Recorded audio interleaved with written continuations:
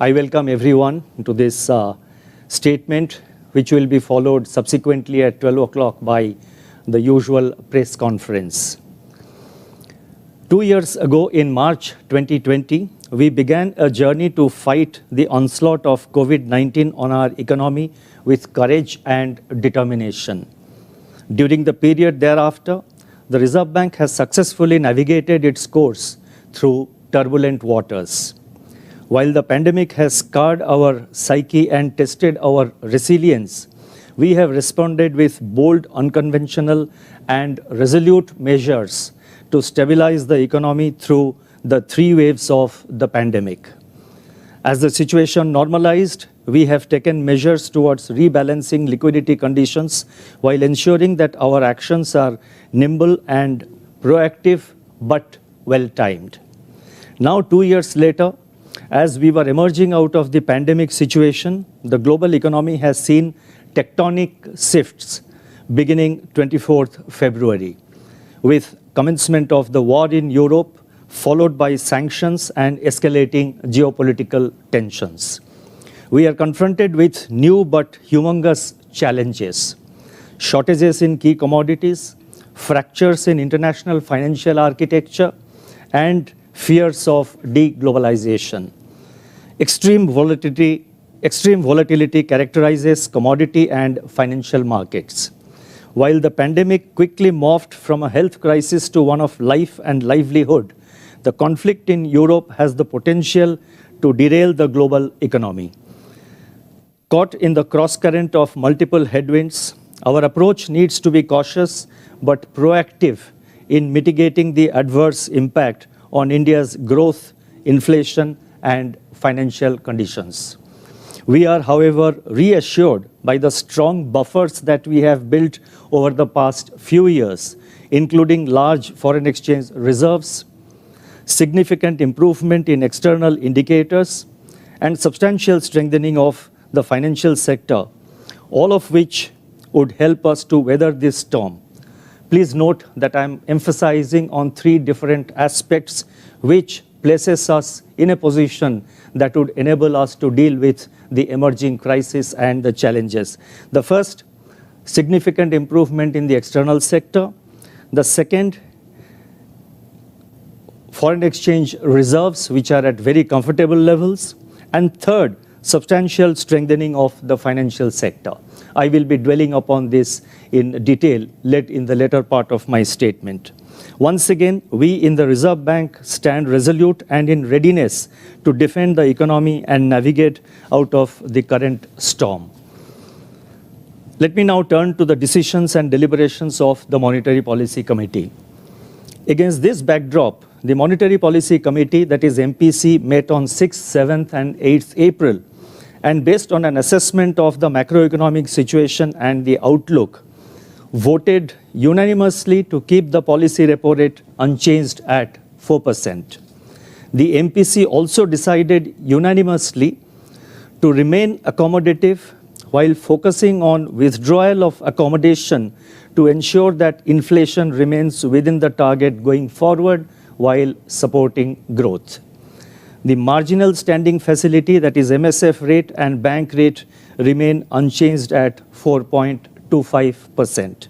Further, it has been decided by the Reserve Bank to restore the width of the liquidity adjustment facilities, that is the LAF, LAF, that is the LAF corridor, to 50 basis points, 50 to 50 basis points, the position that prevailed before the pandemic. The floor of the corridor will now be provided by the newly instituted Standing Deposit Facility, SDF, which will be placed 25 basis points below the repo rate, that is at 3.75%. I shall explain the details in this regard in the later part of my statement. Let me first dwell upon the MPC's rationale for its decision on the policy rate and the stance. Since the MPC's last meeting in early February 2022, the expected positive benefits from the ebbing of the Omicron wave have significantly changed. Omicron wave have been offset by the large by the sharp escalation in geopolitical tensions. Let me just read this sentence again. Since the MPC's last meeting in February 2022, the expected positive effects of the Omicron wave, expected positive benefits from the ebbing of the Omicron wave have been offset by sharp escalation in geopolitical tensions. This has significantly changed the external and domestic landscape. Concerns over protracted supply disruptions have rattled global commodity and financial markets. Given the significant share of the two economies engaged in the war in global production and exports of key commodities like oil and natural gas, wheat and corn, palladium, aluminium and nickel, edible oil and fertilizers. Now these are, I have listed out the points which basically are at the root of the concerns over the protracted supply disruptions which are causing all this turbulence and in all these areas. So concerns over protracted supply disruptions have rattled commodity and financial markets. Given the significant share of the two economies engaged in war in global production and exports of key commodities like oil and natural gas, wheat and corn, palladium, aluminium and nickel, edible oil and fertilizers. I repeated this sentence so that there is clarity in, there is clarity in our communication. Global crude oil prices briefly crossed $130 per barrel, touching their highest level since 2008, and remain volatile at elevated levels despite some recent correction. Global food prices, along with metal and other commodity prices, have also hardened significantly. Risk aversion towards assets of emerging market economies has increased, leading to large capital outflows and depreciating bias in their currencies, that is, currencies of the emerging market economies. These developments have, first, ratcheted up the projections of global inflation, which was already running well above the target in the major countries, and second, will produce sizable adverse impact on output across geographies. The geopolitical tensions have exacerbated at a time when the global economy was grappling with a sharp rise in inflation and consequent monetary policy normalization in major advanced economies. Global supply chain disruptions and input cost pressures are now expected to linger even longer. The resurgence of COVID-19 infections in some major economies in March and the associated lockdowns run the risk of further aggravating the global supply bottlenecks and input cost pressures. World trade and output and hence external demand are likely to be weaker than envisaged 2 months back. Overall, the external developments during the past 2 months have led to materialization of downside risks to domestic growth and upside risks to inflation. And upside risks to the inflation projections that was made during the MPC meeting of February this year. Inflation is now projected to be higher and growth lower than the assessment during February. Economic activity, although recovering, is barely above its pre-pandemic level. Against this backdrop, the MPC decided to retain the repo rate at 4%. It also decided to remain accommodative while focusing on withdrawal of accommodation to ensure that inflation remains within the target going forward while supporting growth. I would now like to provide our assessment of growth and inflation. And first, I would take up growth. According to the second advance estimates released by the National Statistics Office, NSO, on February 28, real GDP rose by 8.9% in 21-22.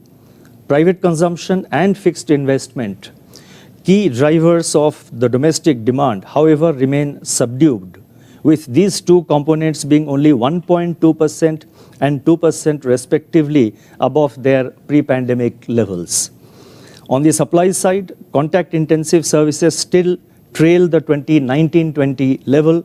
Nevertheless, the Indian economy is steadily reviving from its pandemic-induced contraction. During 21-22, weaknesses in economic activity resurfaced in third quarter and got exacerbated by emergence of the Omicron variant in January 2022. A gradual turnaround has been noticed during February, although in March a mixed picture was seen.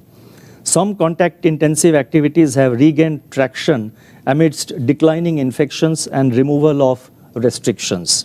Several high-frequency indicators, namely railway freight, GST collections, toll collections, electricity demand, fuel consumption, and imports of capital goods, posted robust year-on-year expansion during the months of February and March. With the easing of restrictions, domestic air passenger traffic rebounded in the month of March.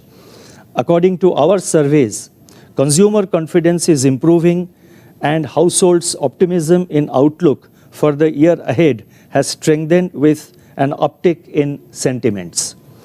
Business confidence is in optimistic territory and supportive of revival in economic activity. On the other hand, passenger vehicle sales and registrations continue to contract, although at a moderating pace. Both manufacturing and services PMIs remain in the zone of expansion. While manufacturing PMI moderated slightly in March, services and composite PMI showed improvement. Going forward, robust Rbi output should support recovery in rural demand, while a pickup in contact-intensive services should help in further strengthening urban demand. Investment activity may gain traction with improving business confidence, pickup in bank credit, continuing support from government capex, and congenial financial conditions. Capacity utilization in the manufacturing sector recovered further to 72.4%, that is 72.4% in third quarter 21-22 from 68.3% in the previous quarter, surpassing the pre-pandemic level of 69.9% in the fourth quarter of 2019-20. As the horizon was brightening up, escalating geopolitical tensions have cast a shadow on our economic outlook. Although India's direct trade exposure to the countries at the epicenter of the conflict is limited, the war could potentially impede the economic recovery through elevated commodity prices and global spillover channels. Further, financial market volatility induced by monetary policy normalization in advanced economies, renewed COVID-19 infections in some major countries with augmented supply-side disruptions and protracted shortages of critical inputs such as semiconductors and chips pose downside risks to the growth outlook. Taking all these into consideration, all these factors that I have just explained in the previous 5 to 6 minutes, taking all these into consideration, real GDP growth for the year 2022-23, that is the current financial year 22-23, is now projected at 7.2%. I repeat, 7.2%, with Q1 22-23 at 16.2%, Q2 at 6.2%, Q3 at 4.1%, and Q4 at 4%, assuming crude oil, that is Indian basket, at $100 per barrel during the year 2022-23. Let me now turn to inflation. In February 2022 meeting of the MPC, we had projected a moderating path of inflation during 22-23. Heightened geopolitical tensions since end February have, however, upended the earlier narrative and considerably clouded the inflation outlook for the year. On the food price front, a likely record Rabi harvest would help to keep domestic prices of cereals and pulses in check. Global factors such as loss of wheat supply from the Black Sea region and the unprecedented high international prices of wheat could, however, put a floor under domestic prices of wheat. Edible oil price pressures are likely to remain elevated in the near term due to export restrictions by key producers as well as loss of supply from the Black Sea region. Feed cost pressures could continue due to global supply shortages, which could also have a spillover impact on poultry, milk, and dairy product prices. Coming to non-food items, the spike in international crude oil prices since end February poses substantial upside risk to inflation through both direct and indirect effects. Sharp increase in domestic pump prices could trigger broad-based second-round price pressures. A combination of high international commodity prices and elevated logistic disruptions could aggravate input costs across agriculture, manufacturing, and the services sectors. Their pass-through to retail prices, therefore, warrants continuous monitoring and proactive supply management. Financial markets are likely to remain volatile on rising risk premia, dislocations in trade and capital flows, and divergent monetary policy responses across central banks. Taking into account these factors, and on the assumption of a normal monsoon during 2022, and average crude oil price, that is the Indian basket, at US dollar 100 per barrel, 100 per barrel, inflation is now projected at 5.7%. I repeat, inflation is now projected at 5.7% in 2022-23, with Q1 at 6.3%, Q2 at 5%, Q3 at 5.4%, and Q4 at 5.1%. It may, however, be noted that given the excessive volatility in global crude oil prices since late February and the extreme uncertainty over the evolving geopolitical tensions, any projection of growth and inflation is fraught with risk and is largely contingent upon future oil and commodity price developments. In this context, continuation and deepening of supply-side measures may alleviate food price pressures and also mitigate cost push pressures across manufacturing and services. On our part, let me assure all stakeholders that, as in the past, the Reserve Bank will use all its policy levers to preserve macroeconomic stability and enhance the resilience of our economy. The situation is dynamic and fast-changing, and our actions have to be tailored accordingly. I would now like to turn to liquidity and financial market conditions.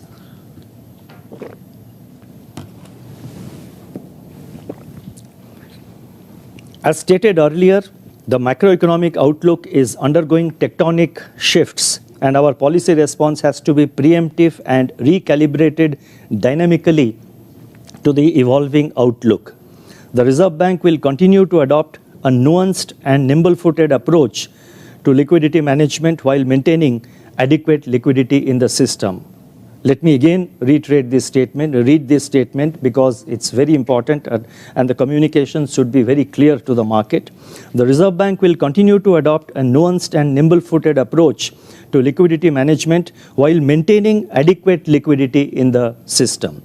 At present, liquidity management is characterized by two-way operations through variable rate reverse repo auctions, that is VRR auctions, of varying maturities to absorb liquidity, and variable rate repo auctions, that is VRR auctions, variable rate repo auctions to meet transient liquidity shortages and offset mismatches.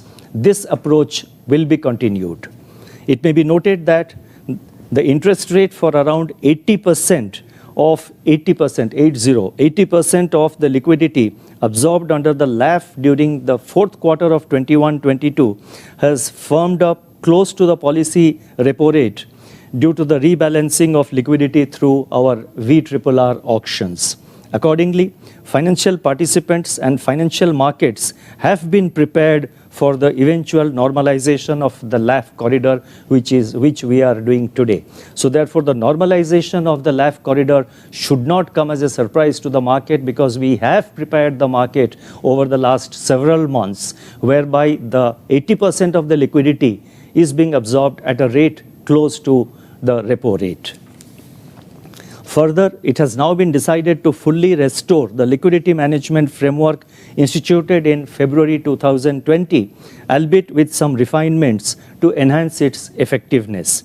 Accordingly, the following measures are being instituted. 1. The amendment to Section 17 of the RBI Act in 2018 empowered the Reserve Bank to introduce the Standing Deposit Facility, that is SDF. By removing the binding collateral constraint on the central bank, the SDF strengthens the operating framework of monetary policy. Accordingly, it has now been decided to introduce SDF as the floor of the LAF corridor. This would provide symmetry to the operating framework of monetary policy by introducing a standing absorption facility at the bottom of the LAF corridor, similar to the standing injection tool at the upper end of the corridor, namely the marginal standing facility. Thus, at both ends of the LAF corridor, you see both ends currently after we have introduced SDF at 3.75. Currently, the LAF corridor, therefore, the 50 basis points corridor is 3.75% SDF at the lower end of the corridor and 4.25% at the upper end of the corridor through the instrumentality of the MSF. So thus, at both ends of the LAF corridor, there will be standing facilities, one to absorb the liquidity and the other one to inject liquidity. SDF absorbs liquidity, MSF would inject liquidity, and this will depend on the evolving financial market conditions. It can vary from day to day also.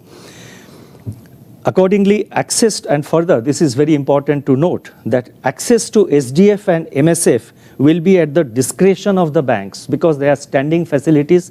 They will be at the discretion of the banks, unlike repo, reverse repo, OMO and CRR, which are available at the discretion of the Reserve Bank. So the standing facilities give the discretion to the banks.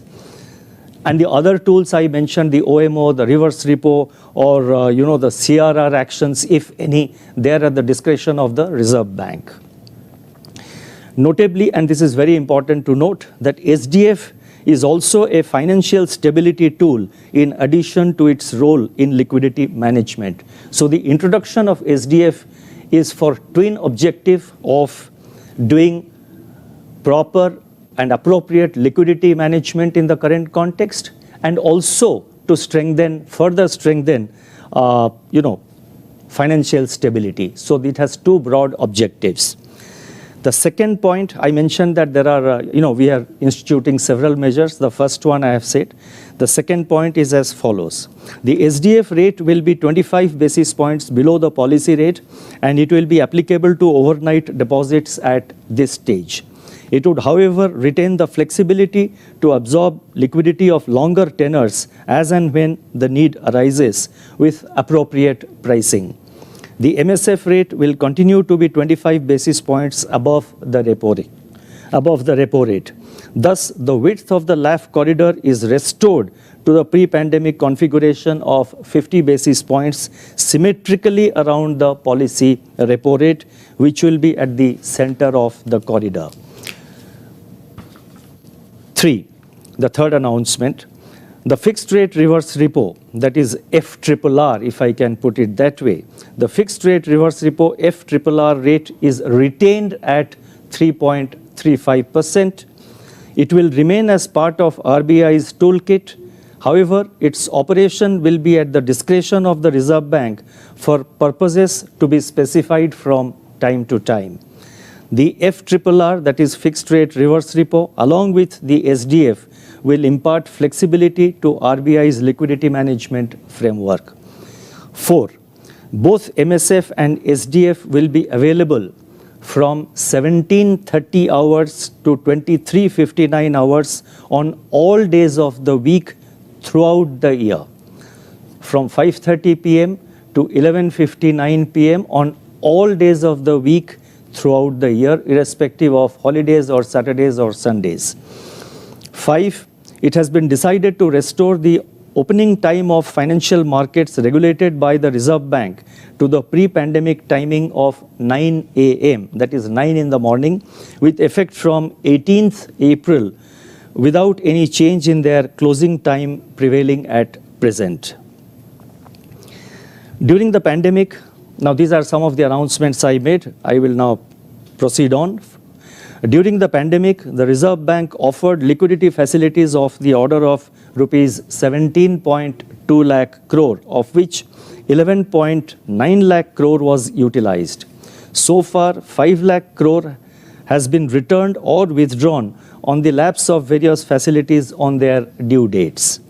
The extraordinary liquidity measures undertaken in the wake of the pandemic, combined with liquidity injected through various other operations of the Reserve Bank, have left a liquidity overhang in the order of about rupees 8.5 lakh crore in the system.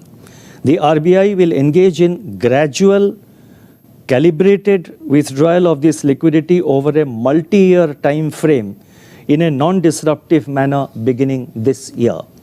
I'll repeat this sentence. The Reserve Bank will engage in gradual and calibrated withdrawal of this liquidity over a multi-year time frame in a non-disruptive manner beginning this year. The objective is to restore the size of the liquidity surplus in the system to a level consistent with the prevailing stance of monetary policy. While doing so, I would like to reiterate our commitment to ensure the availability of adequate liquidity to meet the productive requirements of the economy. We also remain focused on completion of the borrowing program of the government, and towards this end, the Reserve Bank will deploy various instruments as warranted. I would now like to focus on the external sector. Despite the worsening global supply shocks slowing the recovery in the world economy, India's merchandise exports grew robustly in 2021-22, overshooting the target of $400 billion. A sharp escalation in international commodity prices in conjunction with domestic demand recovery has also led to strong rebound in imports and a widening of trade and current account deficits. The sustained and robust growth in the services exports and inbound remittances continue to keep our invisible account in large surplus, which helps to offset partly the merchandise trade deficit. Despite the sharp jump in crude oil prices and other commodity prices, we expect the current account deficit to remain at sustainable levels, which can be financed with normal capital flows. Overall, our external sector indicators remain healthy and have improved significantly in the recent years.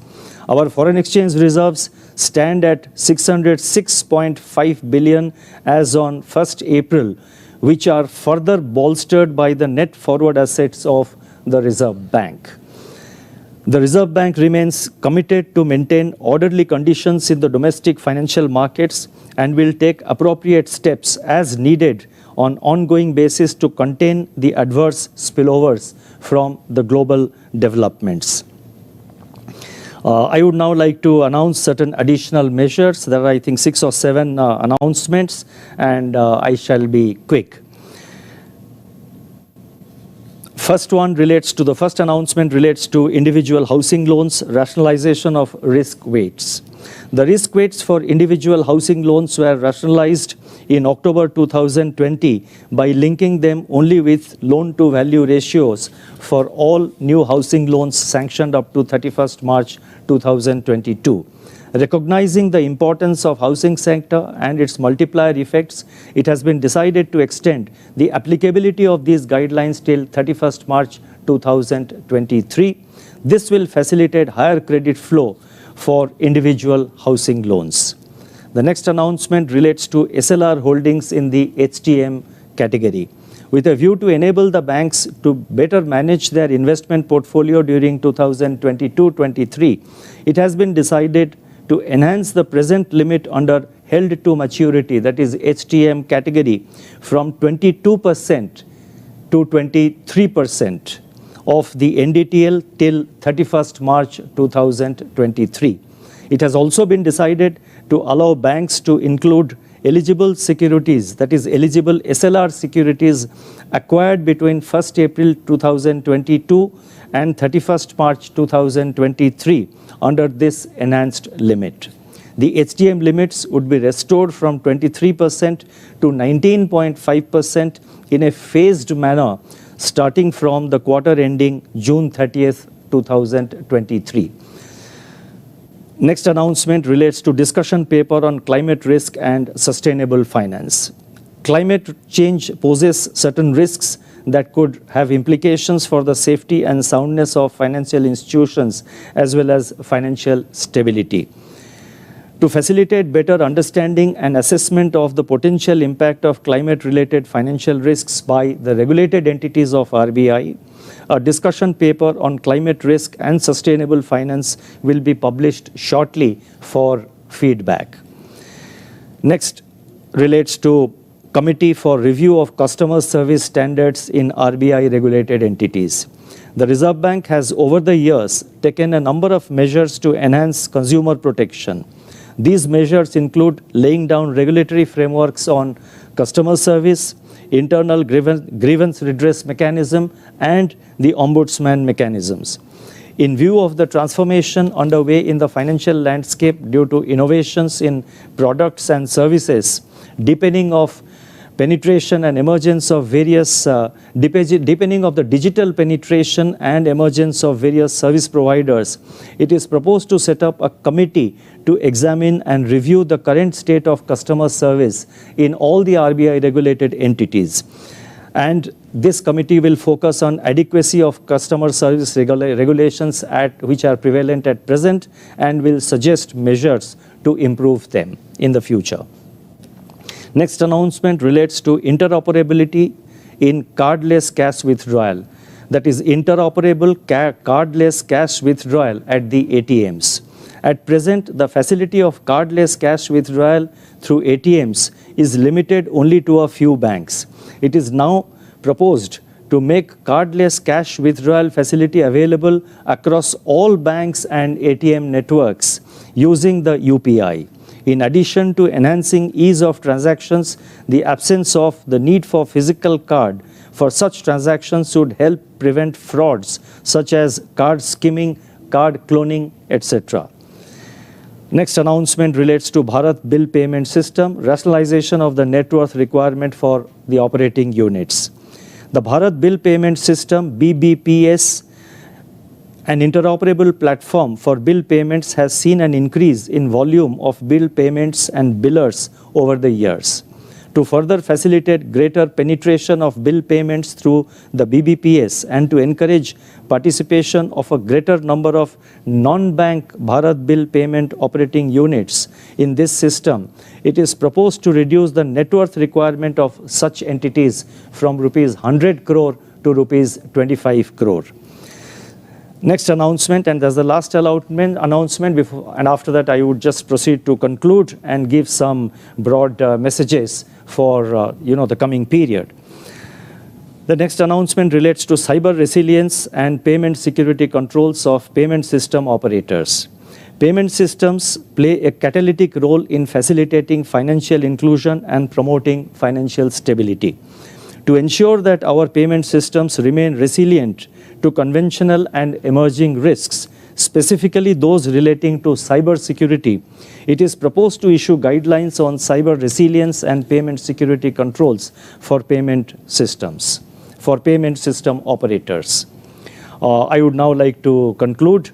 The last 2 years have seen turbulence and uncertainty of epic proportions. At the Reserve Bank, we have worked unrestingly to mitigate their impact on our economy.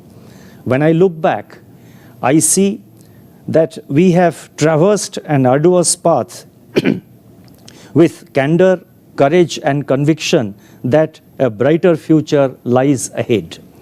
The conflict in Europe now poses a new and overwhelming challenge, complicating an already uncertain global outlook. As the daunting headwinds of the geopolitical situation challenge us, The Reserve Bank is braced up and prepared to defend the Indian economy with all instruments at its command. As we have demonstrated over the last 2 years, we are not hostage to any rule book. And no action is off the table when the need of the hour is to safeguard the economy. Our goals of price stability, sustained growth, and financial stability are mutually reinforcing, and we continue to be guided by this approach. The sky today may be overcast with clouds, but we will use all our energies, resolve, and resources to let the sunlight illuminate India's future. Let me end by recalling what the father of our nation, Mahatma Gandhi, had said long ago. It is faith that steers us through stormy seas, faith that moves mountains, and faith that jumps across the ocean. Thank you. Stay safe, stay well. Namaskar.